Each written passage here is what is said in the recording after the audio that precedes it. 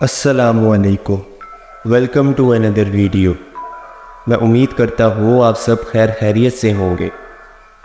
اگر آپ horror stories کو سننا پسند کرتے ہیں تو پلیز اس چینل کو سبسکرائب کر لیں تاکہ آنے والی تمام ہارر سٹوریز کی اپڈیٹ آپ کو مل سکے۔ تو چلیے شروع کرتے ہیں ہماری آج کی کہانی۔ یہ بات تقریباً 8 سال پہلے کی ہے۔ میرے نانا جان ایک ریٹائرڈ آفیسر تھے۔ ان کی شادی کو 10 سال ہی گزرے تھے کہ ان کی بیوی کی ڈیتھ ہو گئی۔ اس وقت نانا جان کے 4 بچے تھے، 2 بیٹیاں اور 2 بیٹے۔ ان کی بیوی کی ڈیتھ کے بعد سب رشتہ داروں نے بچے کو سنبھالنے سے انکار کر دیا تھا اور سب کا یہی کہنا تھا کہ آپ دوسری شادی کر لیں، مگر نانا جان یہ کہہ کر بات ٹال دیتے کہ میرے پاس بچے ہیں، ان کے سہارے میں زندگی گزار لوں گا اور ان کا بھی خیال خود ہی رکھ لوں گا۔ مگر آہستہ آہستہ نانا جان کو احساس ہوا کہ وہ اپنے بچوں کی دیکھ بھال صحیح سے نہیں کر پا رہے، کیونکہ گھر اور دکان دونوں کا کام سنبھالنا مشکل ہوتا جا رہا تھا۔ ہر ہفتے نانا جان کو سامان لینے دوسرے گاؤں جانا پڑتا تھا اور لوٹنے میں بھی کافی دیر ہو جاتی تھی۔ پھر ایک دن ان کے ساتھ ایک واقعہ پیش آیا۔ نانا جان صبح ناشتہ کر کے بچوں کو بھی ناشتہ کروا کے گھر سے دکان کا سامان لینے دوسرے گاؤں کے لیے نکل پڑے، اور اس سفر میں ان کے ساتھ ان کی ایک پرانی سائیکل تھی۔ اونچے نیچے کچے راستوں سے گزرتے ہوئے اب وہ اپنے گاؤں سے نکل آئے تھے۔ آگے کا راستہ بالکل سنسان تھا، مگر وہ بہت بہادر تھے اور یہ پہلی بار کا سفر بھی نہیں۔ وہ کئی بار اس راستے سے اکیلے گزر چکے تھے، اس لیے وہ بے فکر ہو کر سائیکل چلائے جا رہے تھے۔ جس گاؤں انہوں نے جانا تھا وہاں پہنچنے سے پہلے 2 گاؤں اور آتے تھے۔ ایک تو وہ پیچھے چھوڑ آئے تھے اور اب کافی دیر سائیکل چلانے کی وجہ سے وہ کافی تھک بھی چکے تھے، سو آگے آنے والے گاؤں میں انہوں نے کچھ دیر رکنے کا پروگرام بنایا، جہاں نانا جان کا ایک جان پہچان والا بھی رہتا تھا۔ تو نانا جان اس کے گھر پہنچ گئے۔ وہ لوگ نانا جان سے مل کر بہت خوش ہوئے اور انہیں پانی پی کر آرام کرنے کا بولا۔ چونکہ اس وقت دوپہر کے 3 بج گئے تھے تو وہ نانا جان کے لیے کھانا لے آئے۔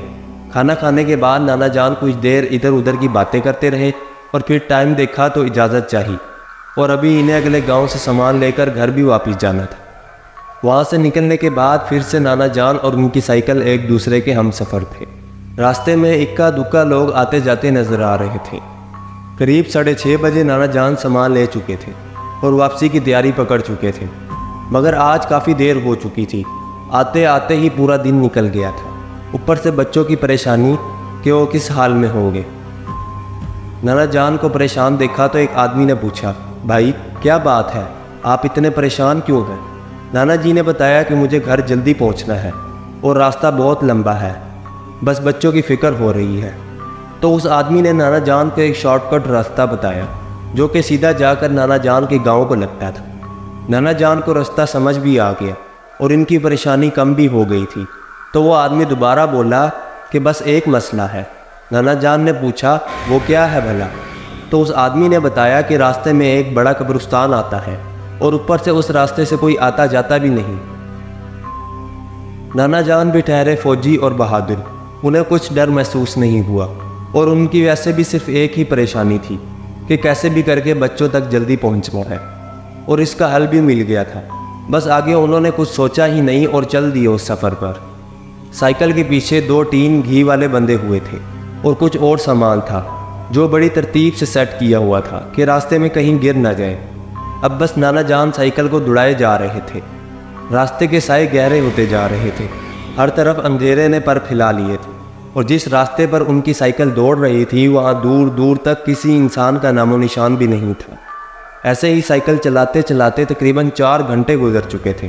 اچانک سامنے سے آتی ہوئی تیز روشنی سے توازن بگڑا اور نانا جان گر پڑے، مگر جلدی سے اٹھے، سائیکل کو سیدھا کیا، ٹارچ جلا کر سامان دیکھا کہ کہیں کوئی نقصان تو نہیں ہوا، مگر سامان بالکل ٹھیک تھا۔ اب نانا جان نے سوچا وہ روشنی کہاں سے آ رہی تھی، کیونکہ دور دور تک صرف سناٹا تھا، کچھ بھی نظر نہیں آ رہا تھا۔ ادھر ادھر دیکھنے کے بعد انہوں نے سر جھٹکا اور اپنی سائیکل پر بیٹھ گئے۔ ابھی کچھ آگے ہی گئے تھے کہ پھر سے وہی روشنی آنکھوں سے ٹکرائی۔ نانا جان نے اس دفعہ خود کو گرنے نہیں دیا، بلکہ ٹارچ آن کی اور پھر سے وہی ہوا، سامنے کچھ بھی نہیں تھا۔ اب نانا جان سمجھ گئے تھے کہ یہ کوئی اور ہی مخلوق ہے جو انہیں ڈرانے کی کوشش کر رہی ہے۔ نانا جان نے ماتھے پہ آیا پسینہ صاف کیا اور دل میں یہ بات پکی کر لی کہ کچھ بھی ہو جائے اب وہ سائیکل نہیں روکیں گے۔ اب وہ اور بھی تیز سائیکل چلائے جا رہے تھے کہ سامنے سے پھر وہی روشنی اب کی دفعہ سائیکل نہیں رکا اور نہ ہی ٹارچ جلائی گئی، بس سائیکل بھگاتے جا رہے تھے۔ اب وہ روشنی بھی قریب آتی جا رہی تھی۔ قریب آتے آتے وہ ایک بگی نظر آنے لگی۔ ایسا لگ رہا تھا جیسے پوری ایک فیملی سوار ہو اس پر، لیکن نانا جان نے ہمت نہیں ہاری اور سیدھا سائیکل چلاتے گئے۔ وہ بگی ان کے پاس سے گزری، مگر نہ تو نانا جان نے ان کی طرف دیکھا اور نہ ہی پیچھے مڑ کر دیکھا، بس آیت الکرسی کا ورد شروع کر دیا۔ اب کچھ راستہ بالکل آرام سے کٹا اور انہیں لگا کہ بس جو آفت تھی وہ ٹل گئی، مگر یہ ان کا وہم ثابت ہوا۔ بس آدھے گھنٹے کا اور سفر تھا ان کے گاؤں تک۔ اب نانا جان نے سائیکل کچھ آہستہ کر دی تھی اور وہ تھک بھی بہت گئے تھے۔ تبھی ان کے ناک سے گلاب کے پھولوں کی خوشبو ٹکرائی۔ نانا جان حیران ہوئے کہ اس ویرانے میں یہ خوشبو کہاں سے آ رہی ہے، شاید یہ قبرستان ہے۔ اس آدمی نے بتایا تھا راستے میں ایک قبرستان بھی آتا ہے۔ اب نانا جان کی جو سامنے نظر پڑی تو 4 لوگ ایک میت لے کر آ رہے تھے اور ان کے پیچھے کوئی بھی نہیں تھا۔ پہلے تو نانا جان کو لگا کہ شاید کوئی جنازہ ہے، مگر پھر انہیں احساس ہوا کہ رات کے اس پہر یہ جنازہ نہیں ہو سکتا، اور سائیکل کی سپیڈ ایک بار پھر بڑھا لی اور دیکھتے دیکھتے میت اٹھ کر بیٹھ گئی اور زور زور سے رونے لگی۔ آواز ایسی تھی کہ اب نانا جان کے بھی رونگٹے کھڑے ہو گئے تھے۔ ڈر کی ایک لہر سی دوڑ رہی تھی، مگر پاؤں تھے کہ پھر بھی رکنے کو تیار نہیں تھے۔ جب سائیکل اس میت کے پاس سے گزری تو اچانک رونے والی آواز بدلی۔ اب وہ باقاعدہ نانا جان کا نام لے کر بات کر رہی تھی۔ غلام محمد، میں تیری بیوی ہوں، مجھے یہاں اکیلا چھوڑ کر مت جا، مجھے اپنے ساتھ لیتا جا۔ اپنی مری ہوئی بیوی کی آواز سن کر نانا جان کی حالت غیر ہو گئی اور وہ بے ہوش ہونے لگے۔ ان کے ہاتھ سے سائیکل چھوٹی اور وہ زوردار طریقے سے نیچے گر پڑے۔ ان کا سر ایک پتھر پر لگا، جس کی وجہ سے ان کو کافی گہری چوٹ پہنچی اور خون بہنے لگا، مگر نہ جانے کیا تھا کہ نانا جان نے اتنے زخمی ہونے کے باوجود ہمت نہیں ہاری، پھر سے اٹھ کھڑے ہوئے اور دوڑ لگا دی۔ ان کی یہ ہمت شاید ان کے بچے ہی تھے۔ نانا جان کہتے ہیں آج بھی ان کے کانوں میں وہی آواز گونجتی ہے کہ تیرے پیچھے ضرور کسی بزرگ کا ہاتھ ہے، ورنہ تو وہاں سے کبھی بچ کر نہ جاتا، آئندہ اس طرف مت لوٹنا۔ جیسے تیسے بھاگتے بھگاتے نانا جان اپنے گھر پہنچ گئے تھے۔ زور سے دروازہ بجایا، ساتھ والی ہمسائی ماسی فاطمہ نے آ کر دروازہ کھولا، جو کہ بچوں کی وجہ سے ادھر رکی ہوئی تھی۔ نانا جان کی حالت دیکھ کر جلدی سے گھر جا کر اپنے بیٹے کو بلا لیں، جس نے نانا جان کے سر پر پٹی باندھی اور انہیں پانی پلایا، جس کے بعد نانا جان کی آنکھ صبح ہی کھلی۔ نانا جان جب ہوش میں آئے تو سب سے پہلے اللہ کا شکر ادا کیا اور پھر ماسی فاطمہ کا شکریہ ادا کیا کہ انہوں نے بچوں کا خیال رکھا اور نانا جان کی بھی بہت مدد کی۔ نانا جان نے سب کو بتایا کہ سائیکل سے گرنے کی وجہ سے انہیں چوٹ آئی تھی۔